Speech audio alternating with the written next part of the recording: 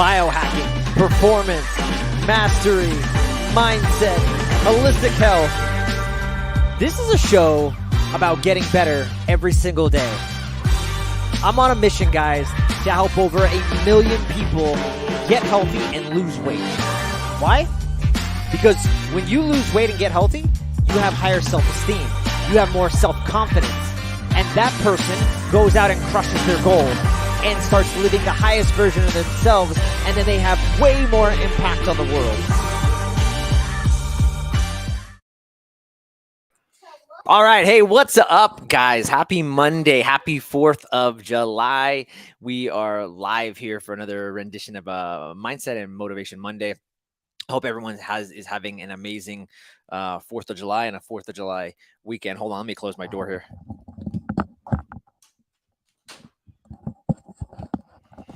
Kiddos opening my office door.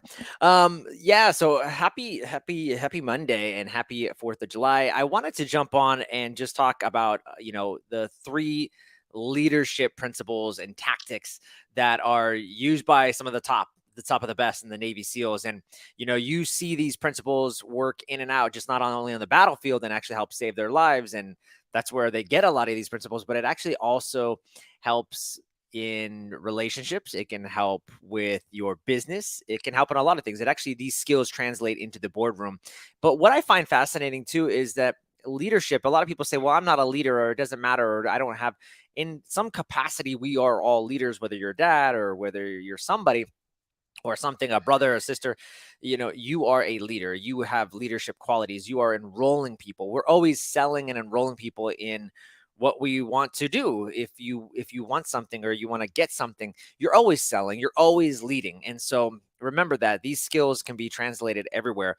And this also really this was big for me just coming up because I was thinking about a lot of these skills as I am part of a huge collective, a group of about 130 people. And we have gotten together and we're in this massive lawsuit. And some of the leadership qualities were lacking in this group, this collective. And one person especially was going out of their way and missing a lot of these skills. And I was just, rereading some of my notes and I'm thinking, if you just did some of these things, wow, the leadership of this team, this organization would be so much better. But people don't know them and they let their ego get the best of them. And unfortunately, that's what we see happen.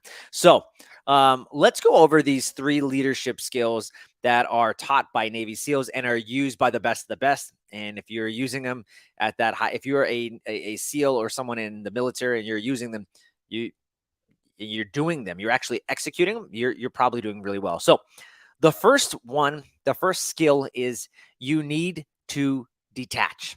Okay. What does that mean? Well, it's really interesting because even as a former police officer, this was a big skill having to have, right? Is detaching, meaning not being so consumed by your situation, not letting it suck you in, not getting tunnel vision.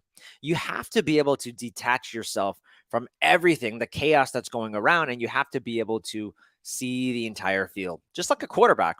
Some of the best in the business, Tom Brady, some of these quarterbacks, the best, they're able to see the entire field. They're able to see everybody and the plays that are being made, right? They can see these. They are making snap judgments, and within the blink of the eye, they're switching how they're going to operate, right? And so don't get tunnel vision. Don't get sucked in. When you feel that happening, you need to detach. You need to get back. You need to see the entire field, right? Because we all know what happens when we get tunnel vision. We miss things. We can only see what's going on here, but we're missing everything else. And you could even relate it to personal situations, right? Think about when someone's angry or there's something going on, and, can you better read their emotions and their reactions when you're kind of just taking a step back and looking at everything from this kind of global view. But when you're sucked in, what happens? We get into these arguments. We get trapped. And we get trapped into whatever's going on, and then we want to fight, and we can't see through it. We can't see the other person's perspective. So better at assessing your own emotions and being able to assess those and manage them is going to being able to detach, right? That's the first skill. And so step 1 is be aware, right? Pay attention to yourself. Pay attention to what's happening to you. Pay attention to what's going around. And this could actually mean from physically. We used to do this all the time in the field, actually physically take a step back. So even if you're in an argument with somebody, when you're this close, when you're absorbed into it, you're more absorbed into it. So being able to detach, physically take a step back, look at the entire field. It was really interesting too to run a lot of scenarios with officers and watching how they would react. And when they're sucked into these situations, they would make a lot of errors and they would not be able to see a lot of the things going on, especially if you're leading a team. And so one of the very big principles is, like, imagine if you had four trained people in a stack moving into a building or whatever. Usually the fourth guy or the last one is kind of just overseeing everything, doesn't have may not even have a weapon out, might but just be like looking at what's happening. Because when you have a weapon in your hand, you're engaged. You are sucked into the situation. You're now going to react. You're going to react because of some threat or something danger comes up. You're going to react. You're going to use your tool. But if without it in your hands, you're now able to be like, well, that's not an option for me. Now let me just see the field. Let me see what needs to be. You go here, you go there.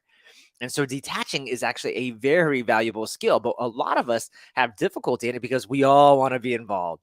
We want to all get in the mix. And guess what? If we're all in the mix, something is being missed. So learning to detach is a huge leadership skill, and it needs to be utilized more often. All right. So the second big Navy SEAL skill for leadership is arrogance and humility. Honestly, and through my career, my life, I've always noticed that the best leaders are always the most humble. I remember having different sets of leaders in my life and my career, being 14 years in the past in law enforcement. And I remember having some leaders who were cocky and arrogant and wouldn't give you the time of day. And then when I would like hear more about like their stories and like what they did in the past, they might have been okay. They did a thing or two, but they weren't that great. And some of the best people I ever met, like some of the best officers and the people in the field that like had awards and awards and awards, like that you couldn't even fill a wall with. They were the most humble. They were the most, if you wanted to ask them a question, they were had, sure, whatever you need. How much time do you have? Like, I'll tell you everything I know. They were so humble. And I've always taken that with me. And I always try to remember that, like, that's how I want to be treated. And when I'm a leader, that's how I want to be able to treat others, because I remember the feeling, right? And we see some of the best leaders too, they don't blame others. One of these famous quotes that I love that Jocko Willink says in some of his books of extreme ownership and leadership and tactics is he says, there are no bad teams, there's only bad leaders. How often are we saying, well, it's because of this, it's because of the team I wasn't able, we didn't succeed because they did this. At the end of the day, it's the leader's job to make sure that the mission is clear and that the mission was going to be executed properly. And if it didn't get executed properly, there were errors in the planning. And so what were those errors?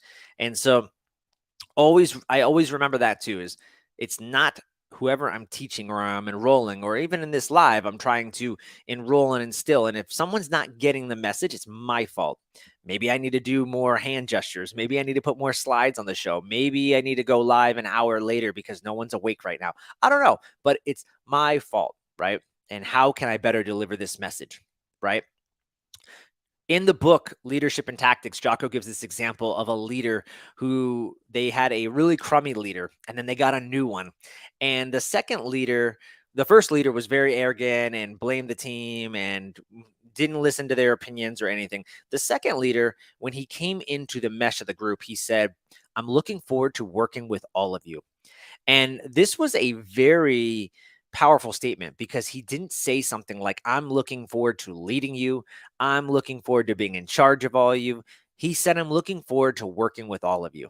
And so remember, whether you're in a marriage or a relationship or as a leader, it's almost like you're side by side with this person. Like you are working together. We are in this together versus the idea of like, I'm better than you and I'm bigger and I'm looking down on you, giving you orders, right? So he also allowed other people to come up with the plans and then he would just give them advice. He would say, I think that's a great, you guys tell me what we're going to do.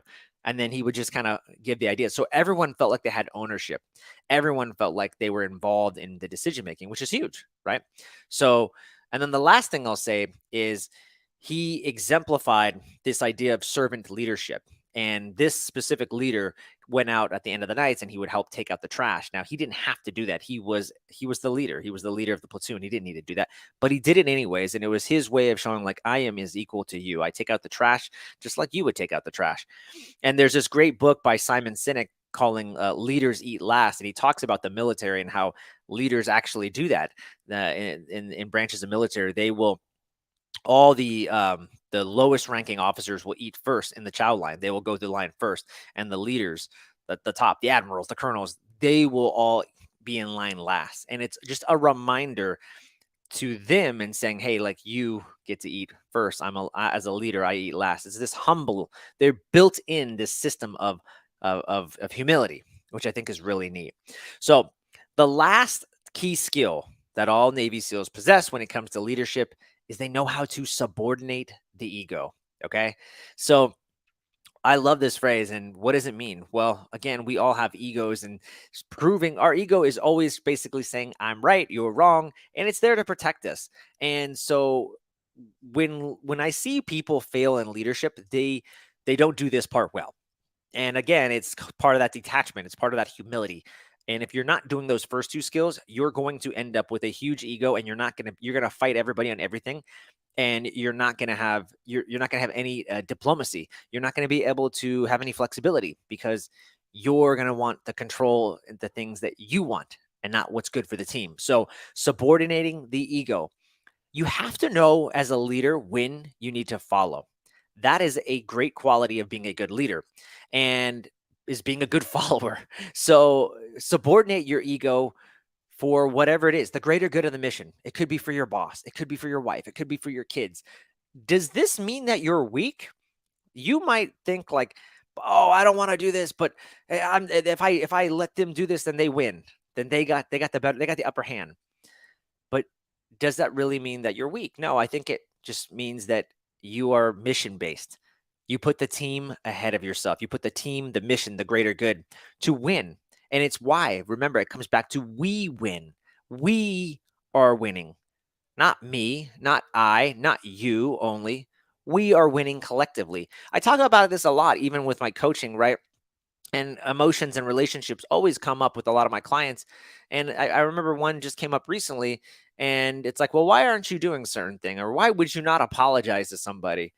And the idea is that your ego was hurt, and you don't want to come forward and say that, I'm sorry, maybe I was wrong.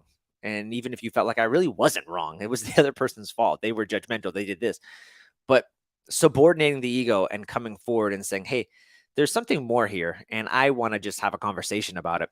And I'm willing to even put myself out there and say I was wrong or am wrong. And I don't know. And you have other feelings. That's really powerful. And we know that is the answer to the solution, but many of us won't do it.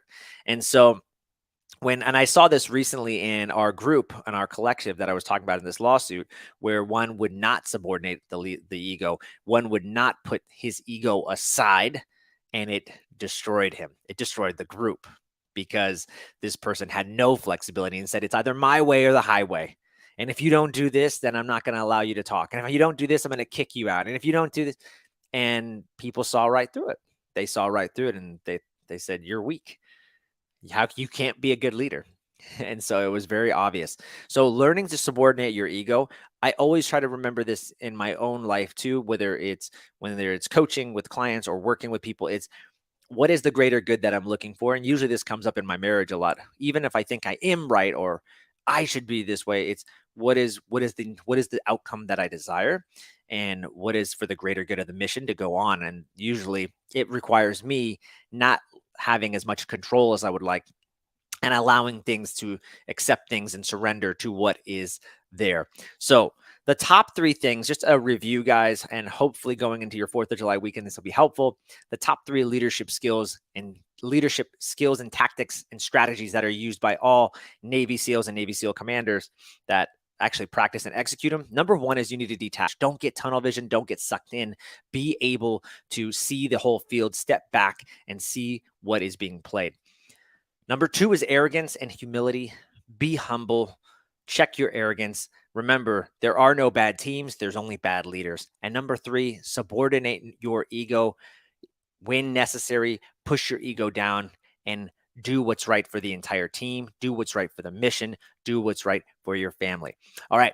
Happy Monday. Happy 4th of July to everyone out there. If you guys found this episode helpful and enlightening, please share it with other people you know. I go live Monday, Wednesday, Friday. And this is a chance for me to interact with you guys too and ask questions and comments. Happy to help. This week's going to be really exciting. Tomorrow, I'm airing a huge episode with Dr. Stephanie Seneff talking about glyphosate. This was just in the news recently, so this is perfect timing, talking about this Roundup weed killer and how it is destroying our health. And guess what? The courts found that to be also true, which is a huge blow to them. Wednesday, Weight Loss Wednesday, we're going to be talking about addictions. We're going to be talking about cravings. Do you have those? We're going to talk about that. And then Thursday, we'll get into some doTERRA. We're going to be talking about sunscreen. It's hot out here. We're in the summer. What kind of sunscreen should you be wearing? What are some natural resources? And then Friday, a little surprise, some health hack Fridays. I can't wait to get into this week. Happy 4th of July. Have an amazing holiday week. And I will catch you guys tomorrow. Bye.